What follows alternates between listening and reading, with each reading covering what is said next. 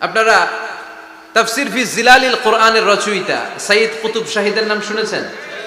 মিশরে কায়রোতে তাকে ফাঁসির কাস্টে ঝুলানো হয়েছে।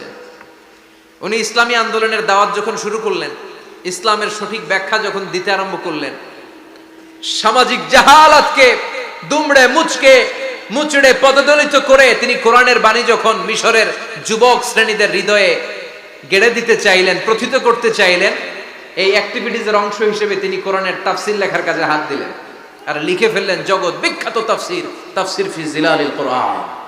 যেই তাফসির পড়ে পড়ে অনেক ছেলে পথের দিশা পেয়েছে, ঠিক কি না? এই তাফসির লেখার কারণে মিশরের মধ্যে নতুন আন্দোলন তৈরি হয়ে যায়। সবার মুখে এক কথা, সৃষ্টি যার, আইন চলবে আল্লাহর আইন ছাড়া অন্য কোন আইন দিয়ে মিশরের বুকে কোনো বিচার আমরা হতে দেব না। মিশরের তাগড়া যুবকগুলো কায়রোর রাস্তায় নেমে এলো, ঘোষণা দিল সৃষ্টি যার, আইন চলবে তার।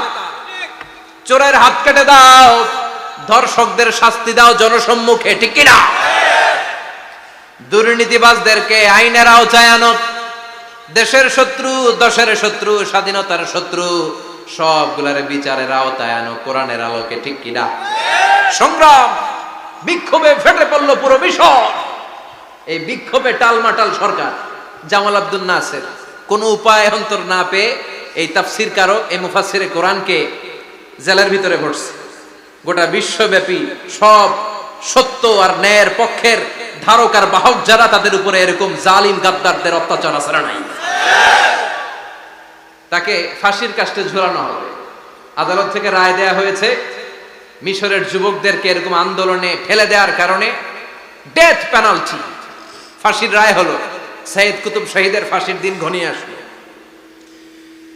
কারা কর্তৃপক্ষের নিয়ম অনুযায়ী যাদেরকে হ্যাঙ্গিং করা হয়, ফাঁসি দেয়া হয়, ফাঁসির ঘন্টাখানিক আগে ওই জেলখানার ইমাম সাহেব এসে তাদেরকে কালিমা পড়ায়।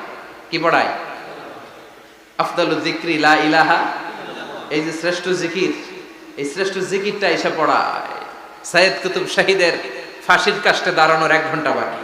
কয় ঘন্টা? In the meantime jail কোডের নিয়ম অনুযায়ী জেলখানার ইমাম সাহেব চলে এসেছে। এসে বললেন, সাইয়্যিদ কুতুব শাহীদ, আমি আপনারে কালিমা পড়াতে এসেছি, পড়েন লা ইলাহা ইল্লাল্লাহ। সাইয়্যিদ কুতুব শাহীদ বললেন, তুই আমার কালিমা শিখাইস না, তোর কাছ থেকে আমার কালিমা শিখতে হবে না। এই কালেমা আমি খুব ভালো করে জানি, যে এই কালেমার তালিম দেওয়ার জন্য সরকার তোরে বেতন দিয়ে রাখে, ওই কালিমার ব্যাখ্যা করার কারণে আজকে আমার ফাঁসির মঞ্চে দাঁড়ানো লাগতেছে। চিল্লা এখন, ঠিক কিনা?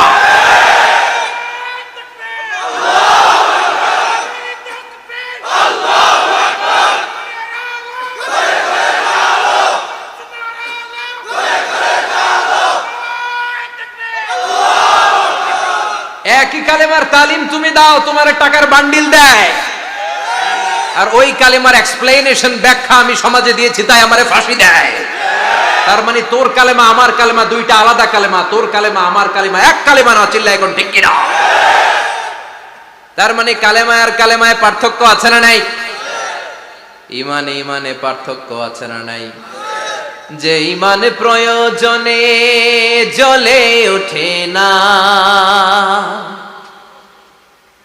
যে ইমান সত্য ন্যায়ের কথা বলে না, যে ইমান প্রয়োজনে জ্বলে ওঠে না, যে ইমান সত্য ন্যায়ের কথা বলে না, যে ইমান বাস্তবে নাই, যে ইমান অন্তরে নাই, মুখে শুধু ফাঁকা বলি, কি করে তারে বলো ইমান বলি, কি করে তারে বলো ইমানে বলি, কি করে তারে বলো ইমানে বলি, ঠিক কিনা? যে ইমান দিন কায়েমের আন্দোলনের ধার ধারে না, যে ইমান লেবাসধারী কোরআন হাদিস তাও পড়ে না, যে ইমান খাজার নামে মাজার গড়ে ফুলুস কামায়, যে ইমান শিরকিয়াতের আমল করে ভীত না হয়, যে ইমান ইমানে ভুলে নাস্তিকতার মঞ্চে ওঠে, যে ইমান বাতিল মতের দোসর হয়ে ফায়দা লুটে, যে ইমান শুধুই কেবল খায়দায় আনন্দ করে, যে ইমান দেখে না যে আরাকানে ভাইরা মরে, যে ইমান বাস্তবে নাই, যে ইমান ময়দানে নাই, মুখে শুধু ফাঁকা বলি, কি করে তারে বলো ইমানে বলি, কি করে তারে বলো ইমানে বলি, কি করে তারে বলো ইমানে বলি। চিল্লায় বলেন ঠিক কিনা? ইমানে ইমানে পার্থক্য আছে না নাই? কালেমায় কালেমায় পার্থক্য আছে না নাই? এটা হচ্ছে শ্রেষ্ঠ কালিমা, এটা বিপ্লবী কালেমা, এটা সংগ্রামী কালেমা। এই কালেমার পক্ষে যারা, তারা সত্য আর ন্যায়ের পক্ষে। চিল্লায় বলেন ঠিক কিনা? এই কালেমাকে যারা মেনে নিয়েছে তারা এক আল্লাহর কাছে মাথা নত করেছে, পৃথিবীর কারো কাছে তারা মাথা নত করে না। এই কালেমার পক্ষে যারা, তাদের স্বপ্ন যে কালেমার পতাকা এই দেশে উড়বে। চিল্লায় বলেন ঠিক কিনা?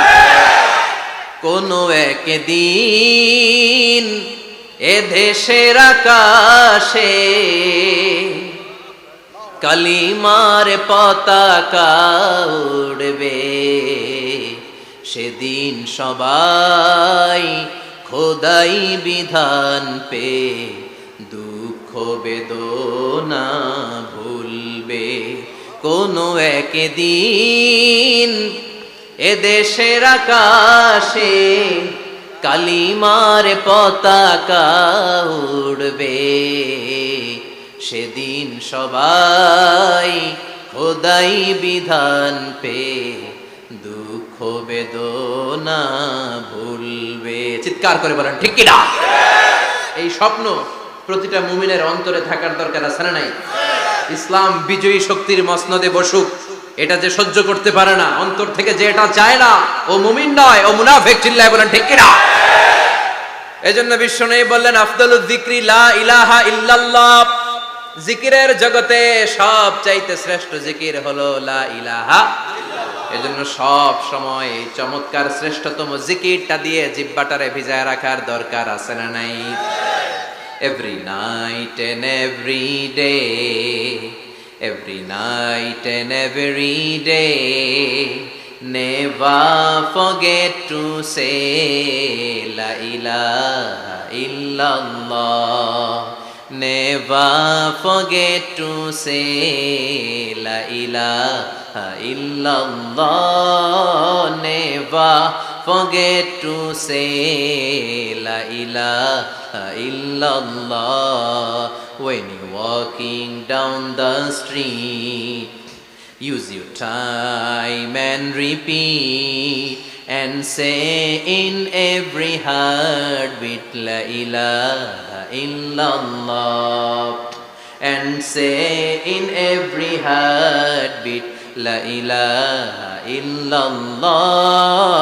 And say in every heartbeat la ilaha illallah. সবাই পড়েন, every night and every day, every night and every day, never forget to say la ilaha illallah. Never forget to say la ilaha illallah. সুবহানাল্লাহ পড়েন। Every night and every day, প্রতিদিন প্রতি সকালে never forget to say, এটা বলতে ভুলে যেও না। যে এই বাণীটা বলতে নিষেধ করা হলো, বাণীটা হলো লা ইলাহা ইল্লাল্লাহ। আফদালুয যিকর, সংগ্রামী বাণী। এই বাণীটারে দিয়ে আমরা এখন ভিক্ষা করি। কথা কোন? ভিক্ষার মধ্যে এই বাণীটা আছে না নাই? এটা কি ভিক্ষার জন্য আল্লাহ পাঠাইছে? এটা এমন সংগ্রামী বাণী, এই বাণীর সামনে সবকিছু মাথা নত করতে বাধ্য। চিল্লায় বলেন ঠিক কিনা? এজন্য আমাদের জিকির যেন হয় শুধু আল্লাহর জন্য। তাহলে বুঝলাম শ্রেষ্ঠতম জিকির হলো লা ইলাহা ইল্লাল্লাহ। আবার বিশ্বনবী বললেন, আহাব্বুল কালামে ইলাল্লাহি আরবাআ। আল্লাহর কাছে চারটা কথা সবচাইতে প্রিয়। চিল্লায় বলেন কয়টা? লা ইয়াদুররুকা বিআইয়িহিন্না বাদাতা। কোনটা দিয়ে শুরু করবা এটাতে সমস্যা নেই, আগে পিছে যেমনে মন চাই পড়ো। চারটা কি? একটা হচ্ছে সুবহানাল্লাহ, আরেকটা হচ্ছে আলহামদুলিল্লাহ, আরেকটা হচ্ছে লা ইলাহা ইল্লাল্লাহ, আরেকটা হচ্ছে আল্লাহু আকবার। এই চারটার চেয়ে শ্রেষ্ঠ জিকির আর নাই। কথা বলেন, এটা এই চারটার ভিতরে ইল্লাল্লাহ আছে? কথা বলেন। এজন্য জিকিরকে আমরা খণ্ডিত করব না। ঠিক যেমন যেমন সহিহ সুন্নাহ এসেছে তেমন তেমন জিকির করলে আপনার কলিজাটারে ঠান্ডা করে দিবে কে? ইল্লাল্লাহর ব্যাখ্যা থাকতে পারে, অনেকে ব্যাখ্যা করে যে এটার মধ্যে লা ইলাহা আছে, এটাকে গোপন রাখা হয়েছে, আমরা ইল্লাল্লাহ পড়ি না, ওটার দরকার নাই। বিশ্বনবী এবং সাহাবারা যেই পন্থায় জিকির করেছেন, যেই পন্থায় জিকির শিখিয়েছেন, ওইটার ভিতরে বরকত বেশি না কম?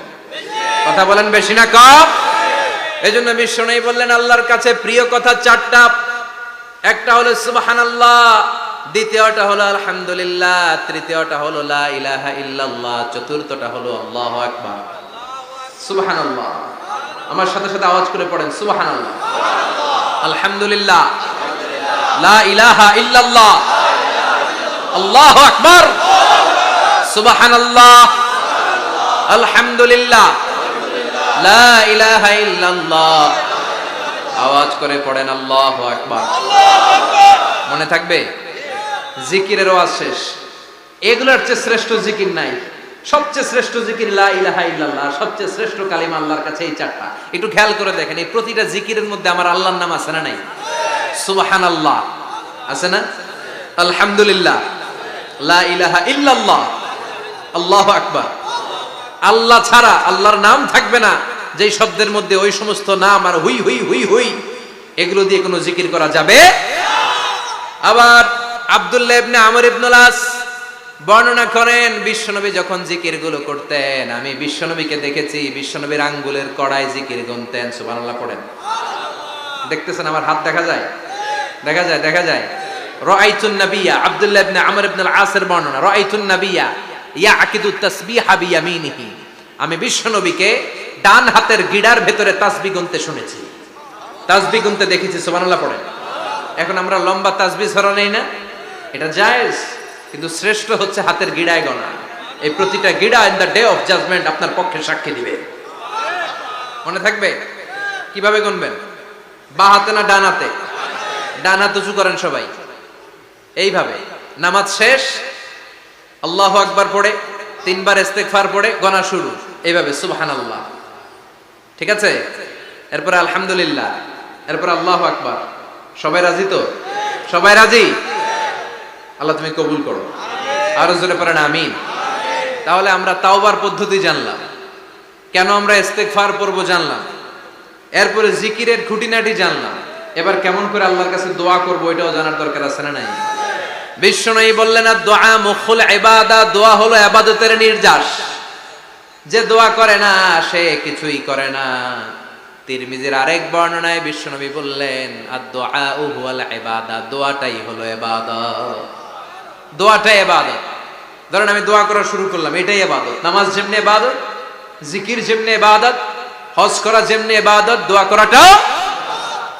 এজন্য প্রতি নামাজের শুরুতে দোয়া আছে না নাই? সূরাতুল ফাতিহার আরেক নাম সূরাতুদ দোয়া, দোয়ার সূরা। আমরা প্রত্যেকবার সূরা ফাতিহা যখন পড়ি আমরা পড়ি ইহদিনাস সিরাতাল মুস্তাকিম। সবাই পড়েন ইহদিনাস সিরাতাল মুস্তাকিম।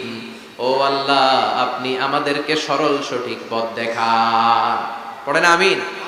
ও আল্লাহ, show us the right path, show us the correct path, show us the middle path. আল্লাহ মধ্যম পন্থা দেখান, মাঝামাঝি রাস্তাটা দেখান, সিরাতুল মুস্তাকিম দেখান। আমাদেরকে রাস্তা দেখায় কে? কথা বলেন না। আমরা যদি পথ ভুলে যাই, পথ দেখায় দেয় কে? আমি যদি কোনদিন পথে ভুলে যাই, হাত ছানি দিয়ে কাছে নিও, মমতার বন্ধনে আমায় বেঁধে সব ভুল ক্ষমা করে দিও। আমি যদি কোনদিন পথ ভুলে যাই, হাত ছানি দিয়ে কাছে নিও, মমতার বন্ধনে আমায় বেঁধে সব ভুল ক্ষমা করে দিও। আমি যদি কোনদিন পথ ভুলে যাই, পড়েন, হাত ছানি দিয়ে কাছে নিও, মমতার বন্ধনে আমায় ডেকে সব ভুল ক্ষমা করে দিও। চিল্লায় পড়েন আমিন। আর জোরে আমিন। এজন্য বিশ্বনবী বললেন যে দোয়া বাদ দিল তার সব বাদ। কারণ দোয়া দিয়ে নামাজ শুরু, দোয়া দিয়ে সব শুরু, দোয়াটাই হলো ইবাদত। চিল্লায় বলেন ঠিক কিনা? আর দোয়া ও সিলাহুল মুমিন, দোয়া হচ্ছে মুমিনের উইপন, অস্ত্র, মুমিনের বড় অস্ত্র। যেখানে সবকিছুর দৌরাত্ম্য শেষ, ওইখানে দোয়ার দৌরাত্ম্য শুরু। যেখানে সবকিছুর কারিশমা শেষ, ওখান থেকে দোয়ার কারিশমা শুরু। এরকম অনেক ক্যান্সারের মতো দুরারোগ্য ব্যাধিতে আক্রান্ত, ডক্টর ফাইনালাইজ করে দিয়েছে বাঁচবে না, 2 মাস বাঁচবে। কয় মাস? কথা বলেন। মাত্র 2 মাস সে বাঁচবে। তারপরও দেখা গেছে লোকটা 7 বছর বেঁচে ছিল। আছে না নাই? দোয়া, the power of দোয়া। everything is pre-written but by supplication is it's rewritten। সবকিছুই আগে লেখা থাকে। মহাবিশ্ব সৃষ্টির 50,000 বছর আগে আমাদের ভাগ্যে কি ঘটবে সব লিখে রেখেছে কে? সব অপরিবর্তনীয়। কিন্তু এই তাকদিরেরও কিছু জিনিস আল্লাহ চেঞ্জ করে দেয় দোয়ার বরকতে। এজন্য দোয়া করার দরকার আছে না নাই? মায়ের কাছে দোয়া চাবেন, মায়ের দোয়া আল্লাহ ফেরায় না। মজলুম ব্যক্তির দোয়া আল্লাহ ফেরায় না। মুসাফিরের দোয়া আল্লাহ ফেরায় না। যিনি রোজা রেখে দোয়া করেছেন তার দোয়া আল্লাহ ফেরায়। এজন্য বেশি বেশি আল্লাহর কাছে দোয়া করতে রাজি আছেন তো? কিন্তু দোয়াটা হইতে হবে সিনসিয়ার, একনিষ্ঠ দোয়া। অনেকে দেখবেন দোয়াও করে ওদিকেও তাকায় আছে, জুমার নামাজে প্রায় হয় বিশাল দোয়া, দোয়াও করতেছে আবার এদিকে, আছে না নাই? আবার দোয়াও করে মোবাইলও টিপে, কথা কন। আবার আমরা আলোচনা শেষে দোয়াও করি, পোলাপাইন সেলফিও তোলে, আছে না নাই? সিনসিয়ারিটি নাই। আপনার কি পরিমাণে সিনসিয়ারিটি আছে এটার উপর ডিপেন্ড করবে আপনার দোয়া কবুল হবে কি হবে না। একজন দোয়া করলে মুহূর্তে কবুল, চোখ বন্ধ করলে আল্লাহর আরশে চলে যায়, মদিনার সাথে ওর কানেক্টিভিটি বেড়ে যায়, আল্লাহর সাথে কানেক্টিভিটি বেড়ে যায়, সে ফিল করে সে আল্লাহর সাথে কানেক্ট হয়ে গিয়েছে। আর আরেকজন দোয়ার মধ্যে খুঁজে কিছু পায় না, আছে না নাই? তো 2 দোয়ায় পার্থক্য আছে না? কথা কন। এজন্য সম্মানিত ভাইরা, দোয়াই যখন করবেন সিনসিয়ারলি করবেন, কানেক্টিভিটিটাকে স্ট্রং করার চেষ্টা করবেন। সিনসিয়ার দোয়া is like a missile. Missile নাম শুনছেন? হামলা করে না, মিসাইল হামলা করেছে ইসরায়েল, শোনেন নাই? মারলে একেবারে ধ্বংস করে যায় সব। এই মিসাইল হামলা, ড্রোন হামলা, এগুলো লক্ষ্য বস্তু ভেদ করে ভয়ঙ্কর ভাবে, ইঞ্চি ইঞ্চি, মাইক্রো ইঞ্চি মেপে মেপে এমন ভাবে এই বোমাটা মারবে, ঠিক জায়গা মতো এটা ফিট হয়ে যাবে। তেমনি দোয়ার মতো আপনি যদি দোয়া করতে জানেন, একনিষ্ঠতার সাথে সিনসিয়ারিটির সাথে যদি দোয়াটা করে ফেলতে জানেন, এই দোয়া মুহূর্তে আল্লাহর আরশে যেয়ে নক করবে। সুবহানাল্লাহ পড়েন। আর মুমিনের দোয়া কখনো ফেরত যায় না। দোয়া করলেই মুমিনের দোয়া কবুল করে নেয় কে? আপনি জীবনে যত দোয়া করছেন সব কবুল। All of your supplications are accepted. Whatever you have supplicated to your Lord, যাই চেয়েছেন সব কবুল। অনেকে বলে হুজুর এটা একটা কথা কইলেন, সব দোয়া বুঝি কবুল? কত দোয়া করলাম, জীবনে কত কিছু চাইছি, কই কিছুই তো দেয় নাই। এরকম আছে না নাই? অনেকে বলে হুজুর কত চাইলাম আল্লাহ আমার দিল না। 5টা আল্লাহ মেয়ে দিয়েছে, একটা ছেলের জন্য কাবাঘর ধরেও দোয়া করে আসছি, হাজরে আসওয়াদ ধরে দোয়া করে আসছি, মুলতাজামে দোয়া করে আসছি, আরাফাতের ময়দানে দোয়া করছি, কই আল্লাহ দিল না। আর আপনি ওয়াজে কোন যত দোয়া করছেন সব কবুল করে নিছে কে? কন্ট্রাডিক্ট হয়ে গেল না? আমি বললাম সব দোয়া কবুল, আর আপনারা কইতেছেন কই কত কিছু তো পাই নাই। আল্লাহর দোয়া কবুল করার 3টা পদ্ধতি আছে। কয়টা? আপনাদের জিমানি আসছে? কথা শুনতেছেন তো? 3টা পদ্ধতিতে তিনি দোয়া কবুল করেন। চিল্লায় বলেন কয়টা? আপনি দোয়া করা মাত্রই আল্লাহ এই দোয়াটা অ্যাকসেপ্ট করে নেয়। আল্লাহ বলে accepted, rejected he never shed your সাপ্লিকেশন is rejected. তোমার দোয়া রিজেক্ট করে দিলাম, এটা আল্লাহ কখনো বলে? সুবহানাল্লাহ পড়বেন না? দোয়া করা মাত্রই কবুল করে কে? তবে 3টা পদ্ধতিতে করে। চিল্লায় বলেন তো কয়টা? যখনই যা চাইবেন আল্লাহ বলে দেব দেব দেব, দেব না কখনো বলে না। 3 পদ্ধতিতে কবুল হয়। পদ্ধতি নাম্বার 1, কোন বিষয় আল্লাহর কাছে চাইলেন, দোয়া করলেন, আল্লাহ বলে দেব দেব বলেই তিনি দিয়ে দেয়, ফলে আপনি পেয়ে যান, আপনি খুশি। সুবহানাল্লাহ পড়েন। পদ্ধতি নাম্বার 2, আপনি আল্লাহর কাছে কিছু চাইলেন, আল্লাহ তখনও বলে বান্দা তোরে দেব, রিজেক্ট করে দিলাম এটা বলে না, দেব তবে এখন না, লেটার অন, একটু দেরি করে। পরে দেব, কখন দিলে আমার জন্য ভালো, আমার চেয়েও ভালো জানে কে? তাইলে মাঝে মাঝে সাথে সাথে দেয়, মাঝে মাঝে দেরি করে দেয়। পদ্ধতি নাম্বার 3, আল্লাহর কাছে দোয়া করলেন, আল্লাহর কাছে কায় মনোবাক্যে চাইলেন, তখনও আল্লাহ বলে বান্দা আমি দেব, তুই নিরাশ হইস না, তবে এখন দেব না।